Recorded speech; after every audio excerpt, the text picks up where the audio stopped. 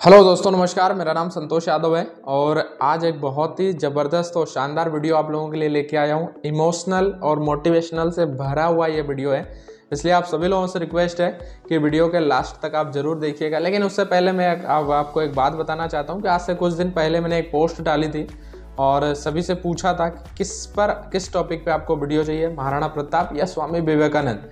100 के आसपास लोगों का कमेंट आया था। किसी ने स्वामी विवेकानंद का बोला, महाराणा प्रताप का भी बोला।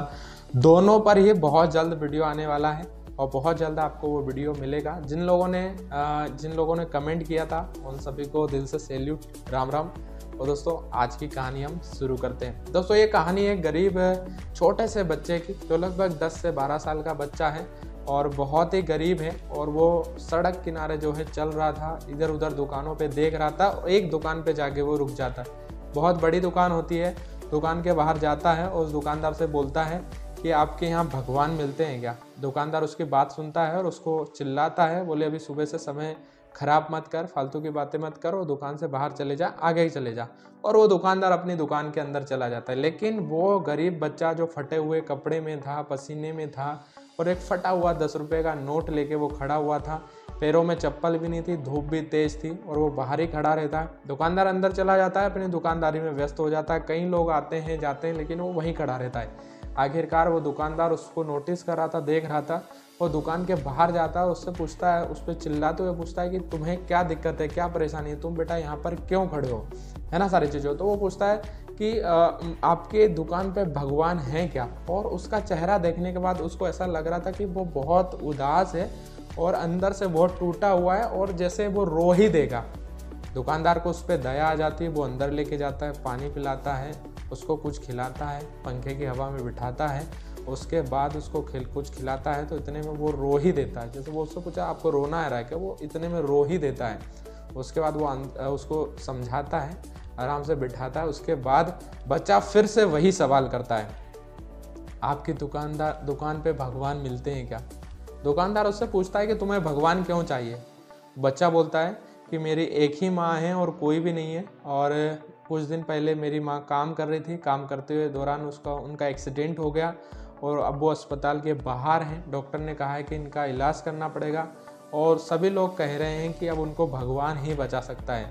इसलिए जो है मैं भगवान ढूंढ रहा हूँ और आसपास में मैंने देखा किसी भी दुकान पे भगवान नहीं मिल रहे। आपकी इतनी बड़ी दुकान है, आपके दुकान पे तो भगवान होंगे ना। तो ये बात सुनने के बाद उसको रोना आ जाता है उसको। और ये बात सुनने के बाद दुकानदार बहुत अचंभित हो जाता है और वो उसको बोलता है कि हाँ, मेरी दुकान पे भगवान है। वो उसको वहीं बिठा के अंदर जाता है और अंदर से एक बड़ी सी चॉकलेट लेके आता है और उस बच्चे को बोलता है कि इस चॉकलेट को आप खा लीजिए, भगवान से मेरी बात हो गई है और भगवान ने बोल दिया कि तुम्हारी माँ बच जाएगी, उन्हें कुछ भी नहीं होगा, लेकिन तुम्हें ये चॉकलेट खानी पड़ेगी। वो चॉकलेट अपने पास रख लेता है और जेब में से 10 रुपये फटा हुआ नोट 10 रुपये का निकालता है और उस दुकानदार की ओर आगे बढ़ाते हुए बोलता है कि ये 10 रुपये का नोट जो है आप रख लीजिए और आप भगवान को दे दीजिएगा और भगवान को बोल दीजिएगा कि और पैसे चाहिए तो मैं बाद में दे दूंगा, अभी मेरे पास इतने पैसे हैं, बाकी भी मैं बड़ा होकर कमा के मैं उन्हें दे दूंगा। दुकानदार ये बात सुन के बहुत इमोशनल हो जाता है और उसके बाद वो उसको बच्चे को वहाँ से पहुँचा देता है कि बेटा जाओ तुम अपनी माँ के पास, तुम्हारी माँ ठीक हो जाएगी। उसके बाद वो दुकानदार उसका इलाज करवाता है अच्छे से डॉक्टर के पास। उसका ऑपरेशन होता है, ऑपरेशन होने के बाद उसकी माँ ठीक हो जाती है। ठीक होने के बाद उनके पास बिल पहुंचता है, तो बहुत बड़ा बिल होता है ना, सारी चीज़ें। वो बिल देख के माँ घबरा जाती है, लेकिन उसमें एक पर्ची लिखी हुई होती है।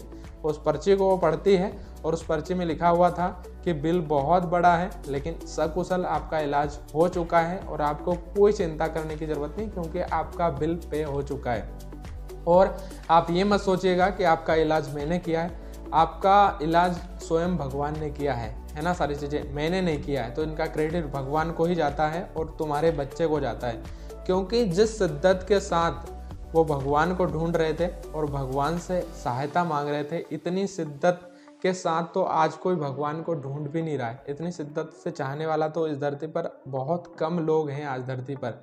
तो ये पूरा क्रेडिट तुम्हारे बच्चे को और भगवान को जाता है, मैंने नहीं, स्वयं भगवान ने आपको बचाया। दोस्तों, इस स्टोरी से मुझे समझ में आया कि कितनी शिद्दत होनी चाहिए और कितना विश्वास होना चाहिए हमें ऊपर वाले पर, ईश्वर पर, भगवान पर जिस तरीके से उस बच्चे के अंदर शिद्दत थी भगवान को पाने की, उनको ढूंढने की, और वो बात मुझे बार बार दिल में घर कर जाती है, आपकी दुकान पे भगवान है क्या। ये बहुत ही मॉरल स्टोरी है और इसमें बहुत सारी चीज़ें आपने देखी हैं, समझी है। स्टोरी में क्या क्या चीज़ें हैं और क्या आपने सीखा है, मैं आपको नहीं बताऊंगा, आप लोग कमेंट करके ज़रूर बताइएगा कि स्टोरी में क्या आपको अच्छा लगा और क्या आपने इस स्टोरी से सीखा है। नेक्स्ट स्टोरी में फिर से मिलेंगे, तब तक के लिए जय हिंद, जय भारत। अपना ध्यान रखिए, ख्याल रखिए। Thank you.